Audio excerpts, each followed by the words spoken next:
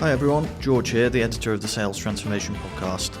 As it was International Women's Day on Saturday, this week's episode is going to be a look back at some of the amazing female guests we've had on the show since the last time we did one of these best-ofs. You'll hear clips from Adriana Romero, Ashton Williams, Kathy Ward, Claudia Filsinger, Lindsay Rowe and many more. So with that said, I hope you enjoy the episode.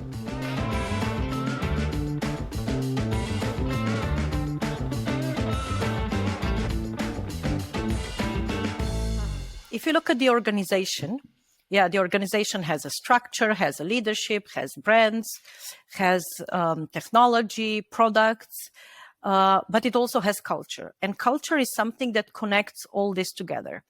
Some parts of the culture are typical of the environment, let's say depending on which part of the world you are. Some part of the culture depends on in which area of business are you working, but some of it's very unique.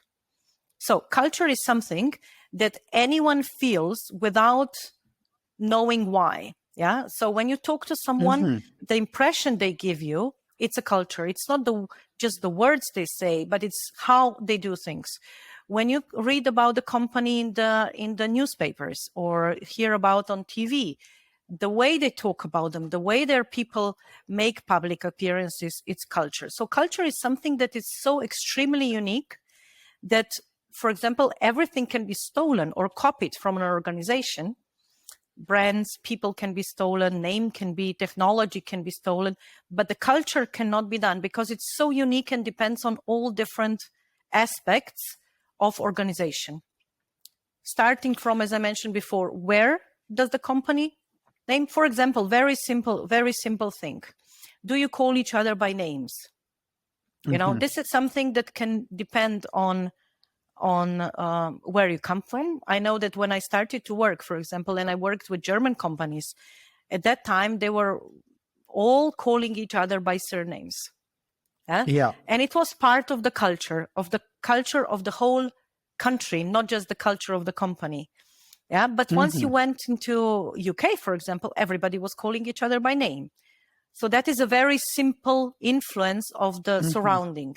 But then you have also the influence of the values of the people who are in charge. Yeah. So if the leader, the owner, CEO, the leadership team, or just the person who is a key opinion leader in your group behaves certain way, then this creates the culture in the company. Are you ever unhappy? Am I ever unhappy? I can't imagine. I'm looking at you now and I'm just thinking, I don't think I've ever seen Christina unhappy. I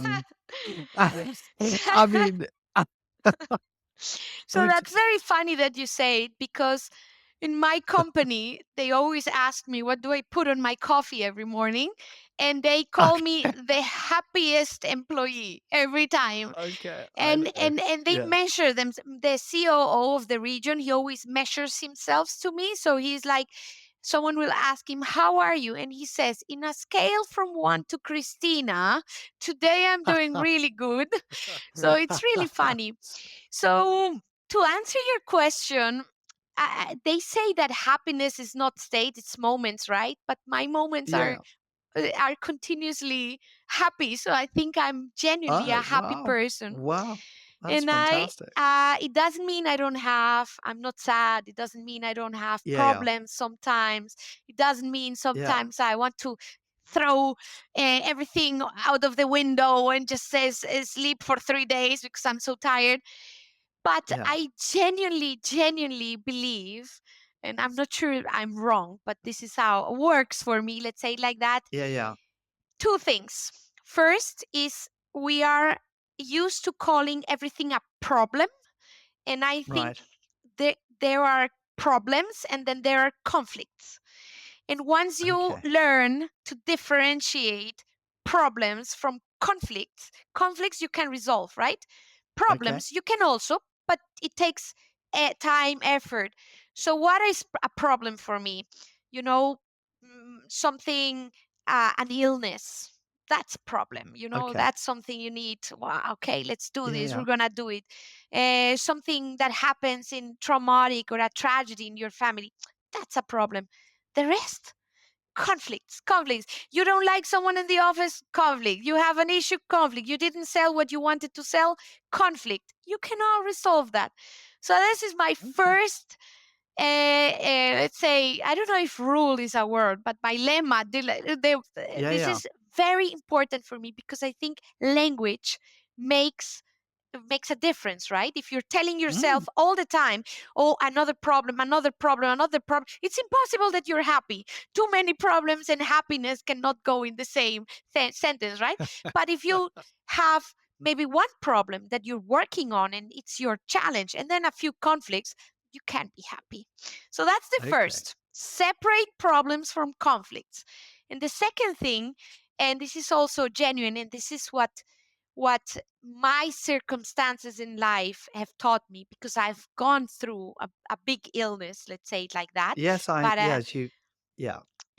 I am a survivor, but I'm happy to say it. I say this with this smile in my face. And what I learned is that you cannot control what's happening to you, what life throws at you. You can't. And if you want to control that, you're going to suck all your energy and it's going to be very difficult to be happy.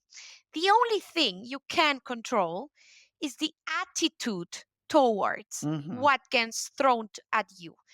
That, when you know that and you can control that, then it's something, right? It's like, okay, at least I can do this and I can be positive and I can choose to be optimistic and I can choose to fight this and I can choose to stay alive and I can choose to make my family not worried. So those are the little things that help you confront, fight, whatever you want to call it, those problems. And that's when you realize that, then you're happy. Then you can smile and be optimistic, which doesn't mean you're not realistic. So, people understand, typically the sales teams have the typical 5 metrics, right? The sales velocity metrics. It's win rate. It is, a deal size. It is ramp time. It's all the metrics that we know. But when we dissect those metrics and we really kind of understand, what does it really mean, for example, to increase win rate? Well, increased win rate does not happen by magic just because I want people to sell more and to make sure that they sell. Win rate happens when you have a healthier pipeline, right? Because the win rate is just a percentage of the amount of deals that you close over the amount of deals you have in the pipeline. So how do you start? With that? You go to the pipeline. So when you go to the pipeline, you understand, what are we doing to really know that I have the deals that I am confident should be moving through the sales cycle. I am not saying you're going to be, you're not going to be a magician to know, oh, every deal that I bring in is going to close. But the early stages of the sales cycle is where you can control that those deals deserve to be in your sales cycle. When you see it that way, and you teach your teams to actually be more, I would say, to fine tune their skills for like a discovery and a demo phase or early stages of the sales cycle, then they will understand that just because they have an inflated pipeline, does not make them a better salesperson.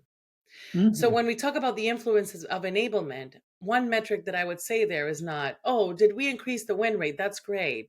But for me as an enabler was, did I increase the amount of opportunities that went from discovery to close? One. Did I also, and this is a metric that I have shared this metric in many places and people look at me like I'm crazy, and I say, did you increase the percentage of opportunities that go from discovery to close lost? Think about it, right? You need to lose the opportunities in the discovery phase. Do not wait for them to be on stage 6 to lose them, because you can't control it there. So I would tell people, where are the items that we can control and we can help the salesperson control them? And it's just changing the perception of what the sales cycle is. And it sounds very easy, and I know how hard it is. And it is not an easy thing to do. But when you start to achieve that, then you get them comfortable in things like, let me listen to my calls. coach me on my calls. Let's do it again. Then they get more comfortable in the, let me go into my CRM files and understand, do I have all the information that I need? You start to get them comfortable with the process, not the other way around. Because what do we typically do? You're not updating the CRM, you're not listening to your calls, but they ask, but what for? I have pipeline. I have a bunch of pipeline. I don't need to do it. Yeah, but is that pipeline converting? So I think that when you look at the process that way, again, Phil, as we were talking, so looking at it as an engineer, I'm looking at it as a process. Well, I was just saying, I can see your engineering background coming out of the way you're talking. So, I think that's what makes it better at the end. When I think of sales, I also think of customer success, account management, like anyone client facing, because at the end of the day, they're advocating for the customer, but they're also, keeping the business in mind. When I think about how we equip folks to be successful in navigating customer relationships and customer conversations, it is a blend of, how do I provide you with the business acumen to make good decisions and recognize pivotal points of trust and credibility in the deal or in that relationship? And so a customer wants to hear from someone who is going to be thoughtful about solving the problem, is going to feel like part of their team, is truly an ally in fixing this. Because oftentimes, at least in technology, if you're buying technology, careers can be made. Implement a great technology and that buyer gets promoted. So really being aligned to them and supporting them in what they need in their organization is key. But I think a lot of businesses think constantly throwing information at folks as if they aren't equipped to navigate the customer is what we do. And so when I think about, the times that I had to be a great seller, I had one leader who was awesome in coaching me and really spent the time going, what I want is for you to sit in front of a conversation and understand the pivotal points that you can build a bridge, the pivotal points at which you can offer value. So everything else needs to almost be second nature. I need to know my product really well. I need to know their solution really well, because it needs to become familiar to me so that when I see something, I can offer insight and I can continue that conversation. It's not giving me what insight I should offer. It's not telling me exactly how the solution is solved. It's being thoughtful with the customer in order to arrive at a solution that's best for them. And that's when, you talk about price or how you're going to do it. But without that trust that I understand the problem, we will never move forward. And so I always think, if we hire really smart people in customer facing roles usually, and we need to empower them to be confident in their ability to partner. And when we see challenges, coach them. But it's not, they need to be constantly in school, because realistically, jobs are learned on the job for the most part. Experience comes from, moving with more customers. And when we think about that confidence that a customer wants, they usually want someone who's worked with lots of folks, right? They don't want someone brand new. And so the fastest way to build credibility with the customer is to say, I've worked with a customer like you, or I've actually seen this industry before, or actually I know someone who had this same problem. And the only way they're going to get to that is doing it more, but also feeling confident in navigating those. So that's interesting. Want support in getting their goals and their needs met. And we have to bridge that delta between, we are a profitable business, we want to do that, and what is that worth to you? But not just, here's what I have, please buy it.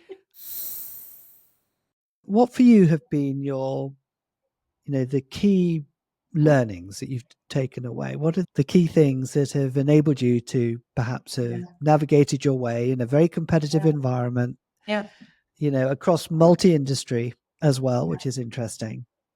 Globally as well, usually male-dominated environments. But well, I was going to ask. I mean, the technology. You succeeded in a world at the highest level. I'm sure Grundfos, has got a very diverse organization, but many times I'm sure you've been in the minority, perhaps as well. At the levels. Today I'm also the only female on the management team, but honestly, for me, it's a non-issue. It's absolutely a non-issue. It's, first of all, it's a great team and it's a great culture. And even in my last roles and company, it was very similar. For me, it's never been an issue. It's about who you are and what you do and how you perform. Whether you're a man or a woman, you have to deliver. So I've never felt that as a barrier or as a... Maybe others have, but again, for me, maybe because I take that attitude, I've never felt it as a barrier. But what has been important to get to where I am, I would also say, is having worked for some great leaders.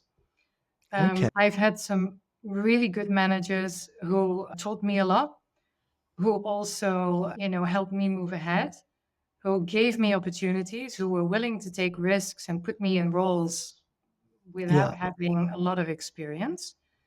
However, they thought, if you never try, then you will never learn. And I was, of course, willing to take the risk and do that. So it works both ways. But at the same time, I've also worked for poor leaders who don't support you, and then you see the big difference. Yeah. So I think that is a key one. What I've also learned is if the opportunities come by, you do have to be willing to take a risk and not overthink it. And just have the courage to do it. And then, yes, it can go wrong. But the worst thing is that, okay, it doesn't work and you go somewhere else, you learn from it, you move on, and you don't make the same mistake twice. Even though I don't even call it mistakes, it's like, how do you learn from it? How do you learn? Yeah. But you need to have that sort of eagerness or willingness to take a risk, to get out of your comfort zone, to be open for the unexpected, to be entrepreneurial, because if you just play it safe, for sure, I wouldn't be where I am today. Yeah. So that is important. And then staying curious and learning. There are so many things I still do not know. Yes, I know a certain area very well, but there are many things I don't know. And not fall into that trap like, well, you get to a certain executive level and you've seen it, done it, been there, you know how to do it. Because every situation is different. And of course, you can leverage a lot of the things that you've done. However, staying curious and staying in tune with what is really happening in the role or the organization you're in, for me, is important as well. Because if you start sort of cruising along thinking that you know it all, I think you're not your best self. So having constantly a bit of a challenge, like, okay, this is new, let's try it. Or this is, challenge yourself in a healthy way, of course. But that's what I've constantly been doing, and I still do it today. So what I will be doing is that, my topic is really if psychological safety can unlock the learning potential. Because what I believe that all those new style, including the peer-to-peer learning, has one very important prerequisites that called psychological safety. Because if the people really don't feel safe in terms of taking the risk, trying experiment, make the mistakes, and so on, then of course there will be very kind of, let's say, reserved to eager to learn some new things and try to use the new skills that they will learn. So this is my project. And in the project, what I'd like to do is that I would like to come or bring 3 to 4 another examples how different companies approaching this topic. I already found a very interesting model, very similar to this peer-to-peer, but really more structured as the academy. That one company introduced internally, and they are very successful with this one. They have always fully booked everything. So my aim is really just like bring the concrete examples from the Czech market. What are the approach of different companies? What are the best practices? And then, of course, showing what should be the impact. Because I think, again, here it's very important just to inspire that it's not necessarily only about big budget, big programs, and so on, that you should really, even with the small initiative, make a difference. In terms of where you've seen some of the biggest, sort of challenges with shifting organizations, where would you say they've been, Kathy, from your experience? So I think when you look at the challenges, it really does go back to most organizations have practices that focus on the past. They're the rear view mirror practices. They look to solutions that have happened previously. And obviously, that's not necessarily going to help when we're looking at something that's completely new. So there's a lot of practices for solving business problems from the past. And there's no real methodology practical methodology for anticipating and planning for the future. Back to the common language, the common building blocks, and how do we even assess that? And so there's no guiding change within an organization to help do that. And interestingly, this isn't just me saying it and my experience in, what is a very big organization. We actually worked with the Harvard Business Review to go out and speak to 442 business leaders globally. This was over a year ago, to ask them about their business and the importance they place on being adaptive and being prepared for the future, compared to what are they investing in and how are they becoming prepared for the future. And what was really interesting from that research is 9 out of 10 leaders absolutely agreed that it's imperative. We need to be future ready. We need to be building an adaptive culture. We need to evolve. We need to change. We need to transform. But on the flip side, less than 1 out of 3 said that they were really prepared or investing time in future readiness. So it was, everyone knows it's super important, but a lot of people are saying, I just don't know where to start. And no surprise, it's very complex, back to all of the things that are being placed on a business and individuals to make sense of that complexity. And one of the biggest challenges, as an example, if you look at perhaps, an outdated working practice, for want of a better frame, it's the planning process and decision-making process. That was actually, from the Harvard Business Review survey, that was the biggest barrier to being ready for the future. It was the slow decision-making and the very traditional annual planning process that, again, is not really flexible or adaptive to plan for future.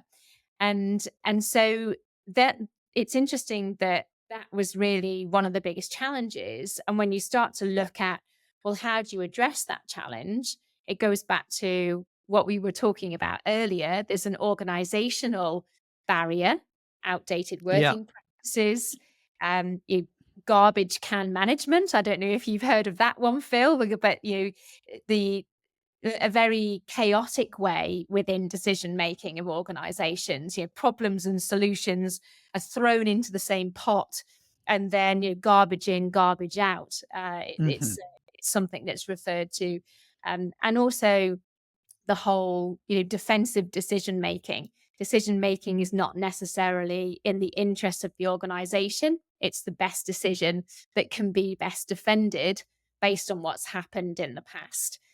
So there's lots of bias and outdated practices that need to be addressed and challenged. And I think the first step is awareness, which is the diagnostic. The second step is then the prioritization. And the third step is putting it into practice and learning and evolving. So my hope as this evolves with the community of people that are involved is that we continue to learn and grow so that it becomes systematized. It's a learning and evolving system that helps address that. So future ready organization with future ready leaders. Just a little bit of showing a bit of vulnerability, a bit of transparency can lead to doing good things for others, and it certainly helped my mental health. And also, I would say it's probably been good for business too. I always put that forward, that there's showing vulnerability in sales and authenticity is actually what buyers most appreciate. I don't think they really like the traditional salesperson stereotype.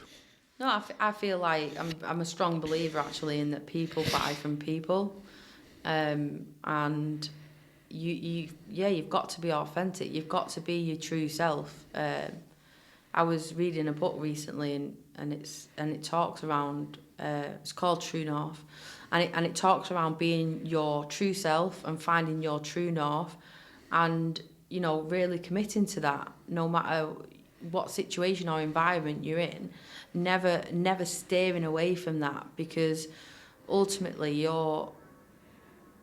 it talks about also, if you go into each different relationship as a different person, for example, your mind is managing so much and flipping from environment about how it needs to be and how it needs to act, and it's not sustainable and it's not healthy. So you always need to have that true north, which is the core of who you are. And yeah, as a salesperson, for example, you do have to adapt the way you approach things depending on what that meeting is, what the task is, what you're pitching and things like that. And I completely get that. But always at the root of that should be the core of who you are. And I really do believe in that. I speak about it a lot to a lot of people. And I actually ask the question sometimes to members of my indirect teams, and I say, is this you? Are you being you? And it opens up some conversations, which some are quite difficult, because if someone, like you said, if someone is a bit closed off and they're struggling, but they're closing that off from the world and from the work environment, we spend a lot of our time in the work environment. People always say separate personal and work, and I don't think you can quite do that. You spend half of your time at your workplace with your colleagues. You need to be comfortable to let that crossover happen. Not so much so that it largely affects your day, for example, but just having that vulnerability and confidence that you can open up about it. And I've had it recently where people are not bringing themselves to work. They're bringing a person that they feel like they have to be in order to actually hide some quite difficult and challenging things that they were going through at the time. And we spoke about that, and I'd like to think the person has said that they feel much better coming into work now, because they don't feel like they're having to be this sort of fake persona, and they said it's helped them a lot. And again, that's one person, but that person may come into that similar situation with someone else in the future, and hopefully they'll look back at how our interaction happened, and then they'll try and breathe that forward to that person and then help that person. That's the hope. How difficult is it to connect with people when you're having a low day? Oh, it can be really tough. I'm sure you can appreciate, I'm sure listeners can appreciate as well. Sometimes you wake up and you just think, I just can't be bothered. I literally had a day like this last week. I went into work and I was miserable. I was serious, thunder face, all of that kind of stuff. And, my colleagues picked up on it pretty quickly, because usually I'm sort of quite cheery, bubbly, whatever. And I sort of just mentioned it to one of my colleagues, and we were having a bit of a conversation about it. And, they asked, how are you doing? I said, I'm fine, I'm just having a bit of a rubbish day. And they went in again and said, no, Inga, something's wrong. How are you doing? And that sort of secondary question, just posed twice, I feel like it can elicit such a different response, because then I sort of broke down a bit and was like, oh, I'm actually having a really rubbish day. I don't know what it is. Nothing bad's really happened. I'm just having one of those days. And we had a really good conversation around it. And then I went home after that at the end of the workday, and I called my mum. Got a very supportive family. I'm very fortunate, and sort of offloaded to her a bit. And she's always good at listening and sort of going through that with me. So I think that's what I do when I'm struggling myself, is maybe say to people, if they're trying to offload to me, I'm not in the right mindset right now. I can't give you the support I want to give you right now. Could we maybe revisit tomorrow or this afternoon, or I'll send you an email? And setting those boundaries, I think, inside your own mind is really important.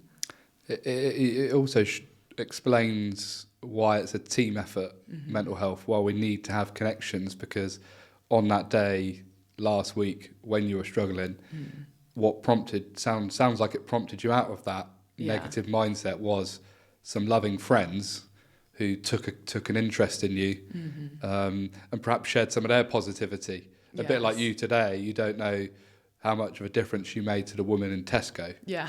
Right? Yeah. You got energy from it, and you thought it was a nice experience, but you don't know what's going on in her life, Yeah, and actually you might have been the only nice customer today. Yeah, well, I think it's such a human thing is just these small acts of kindness. You hear about it all the time, whether it's, getting a friend a coffee or, getting some almond croissants this morning. It's like the tiniest little things sometimes can have such a positive impact, and both as the receiver of those tiny acts, whether that's someone just going, do you want me to get you a coffee, or, someone saying, I've got a parcel for you from downstairs, or it's the other way around and you're helping someone else out. I think it's a very human and quite a beautiful way, actually, of sort of showing someone that you care and that you're there for them no matter what might be going on for them.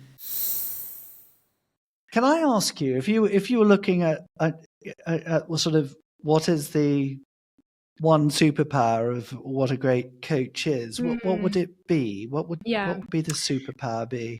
Yeah, well, it's the core of Consalia, reflection. Reflection. So it's really reflection. Critical reflection is the core skill, because what you do with others is questioning and listening. So that's the kind of mechanics. But the reflection makes the coaching really effective, because you become a better understanding of yourself. So in the learning journey, the starting point really is to understand yourself, your personality, what you bring to coaching. Again, often people are very focused on the other person, but you need to understand yourself, because you are interacting with the other person. And then you notice the other person too. But basically, coaching is very much co-created. So it brings us to that notion: are there good or bad questions? So when I train coaches, they often say, they're often really concerned about asking good questions, and I really don't buy into that good or bad question. I think it's more helpful, more useful to think about effective questions that are impactful, that turn insight into action, because it's co-created. The question you ask really comes through the interaction with the other person. So there is a phenomenon called the parallel process. For example, if you feel stuck, and you're not quite sure what to ask next, or you're confused, that often is a reflection on the coachee feeling stuck and feeling confused. So I think that's why the reflection is so important, so you can notice what's going on in the situation and adapt how you interact. You are aware of yourself, you are aware of the other person, and you can accelerate your learning. So after the coaching session, highly recommended to take notes and really then inquire what went well, what could have been done, and again, maybe not well, but what's been useful, what could have been more useful, what happened, what are the facts, why might it happen, doing the analysis or going through the reflective cycle, and what do you want to try differently next time. So I think reflection is just the core leadership competency. Yeah. To accelerate learning, manage complexity, etc., and that underlies coaching too. Yeah. The title of your final dissertation was Cultural and Emotional Barriers Which Causes Resistance to Change. And I would like to start off with why that particular topic. Why was that of such concern for you, Barbara? Because I have seen a lot of transformation programs fail, not because of technology, not because of processes, but because of people. Because of the disconnect between the leadership drive and direction and the emotional drive and the emotional connection of the people within the organization.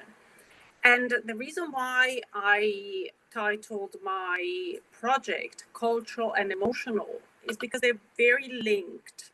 So there are certain cultures that are more traditional and whereby innovation and transformation is seen as a threat. And the emotional side comes in and drives behaviors which are not necessarily rational and in line with the professional environment that we find ourselves in. Okay. So the lens through which you were exploring this topic was more the sort of evidence of the ability to transform within some of the sort of organizations that you were consulting with at the time. Exactly. So what I noticed during my interactions with these organizations is that culturally they wanted to transform, but culturally they were still stuck in a very traditional way of operating and in a very traditional style of leadership. So the transformation was only top down and it wasn't embraced because it was met with fear primarily. So these organizations have had people behaving in a certain way and counting on their competencies for years and years. And they found that, and the transformation found a lot of resistance because throughout the transformation, the workforce held on to the competencies and the traditional way of operating and found that they were being threatened and operated in fear rather than embracing or accepting that change. And if that cultural transformation is only led from the top by people who have not gone through a personal and professional transformation themselves, it's only going to be a transformation on the outside, and it's never really going to take deep into the roots of the organization. So those were my observations, and that's why I decided to write from a different angle. It's not about, an organization can adopt the most innovative technology, but if there is fear amongst the people who utilize that technology and there is resistance, then it's not going to be embraced or utilized. When you did your dissertation, the themes that you selected were stigma, the stigma of sales, I guess it was of sales, employer culture, bureaucracy, and complexity. And that comes through quite early. So you'd obviously, when you were doing your reflection of all of the three public works, decided that you felt that these themes were things that would weave their way somehow throughout the different reflections that you did. And I just wonder why do you think these themes are important? Why did you select those four? Well, I didn't select them early on. I mean, the stigma of sales came in quite early on because obviously that has been around for a long time. But the others really emerged as I was critiquing what had been produced. So these were more the emerging themes that were coming through, particularly as I was looking at the delivery of the programs in terms of the employer culture. Yeah. But stigma, there were two components to the stigma. There is the stigma around sales and having a career in sales. And there's two sort of approaches to that. So you have the fact that people don't like to talk about money, that they think sales is, we've already talked about, perhaps as an inferior discipline to marketing. And, that's been around as a sort of concept for a while. So there is, what do generally people think about money? Do they think it's an ethical profession? There's all those kind of questions around the stigma of sales. But also in universities, as I've started to develop the apprenticeship programs through Middlesex University and also with Leeds Trinity for a while, you realise that academics weren't interested in sales, that there is a stigma there, and that kind of knocks on to why do people also not consider sales. So if it's not available as a discipline in a university, why would people at schools be saying, have you thought about a degree in sales? Because there wasn't one. Yeah. So, it just kind of has a knock-on impact everywhere that that sales just hasn't been recognised. And I do think we're shifting it. I really think we're changing it. But at the time, that was a big thing. And academics also, many of them like to work in their disciplines and research in their disciplines. and degree apprenticeships are harder to deliver. So there was also less people perhaps wanting to get involved in the delivery of degree apprenticeships at the very beginning. I think that's shifting again. You know, they are now recognised as the most amazing, fantastic thing to really help people earn a degree through their work, and earn while they learn. It's very much they are fantastic. But universities are having to adapt to deliver degree apprenticeships. It's new for them. And particularly when the public works were produced, that was something that I was very, aware of and was quite apparent as we were working with them. Yeah. Is there a stigma, do you think, to this word apprenticeship that maybe stops people from considering that they should do this? How did you deal with the apprenticeship stigma? Yeah, I think there is. I think they're still misunderstood across the board. I think still people imagine apprenticeships from 50, 60 years ago, perhaps. And it's interesting where those stigmas may come from, because actually they're some of the most lucrative job roles that you can go into. If let's say I had children of that age making that decision, I wouldn't necessarily be saying to definitely go down a sales apprenticeship. I'd be saying look to all of the industry apprentices that are available, and some of the trades and all of the different areas. As we spend more time in corporate space, we learn how to do things in our house a lot less, and all the different things. So I think there is massive stigma associated with them, very misplaced, but it's changing. For us internally, for using it for upskilling of colleagues, we didn't use the term so much in the first advertising. But actually, once people are on program, people quite proudly say, I'm doing an apprenticeship. As soon as they're on it and they get it, great, they are bothered by the word. Everyone quite openly says, hey, I've just done my apprenticeship.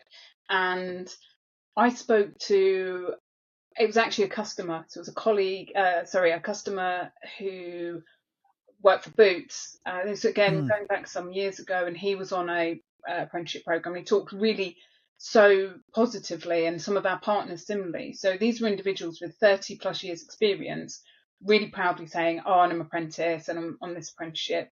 And so I think once people are on it and get it, all of the stigma, it instantly goes away. It's just up front. And we're seeing it with parents. Parents are coming around to the idea of it. So if we think to like level 6, and so I think it's even harder for people now to get apprenticeships. Now that people have sort of really understood that they've changed and that they're different and they are a truly, equivalent to going down a university route, it's actually then making them incredibly competitive.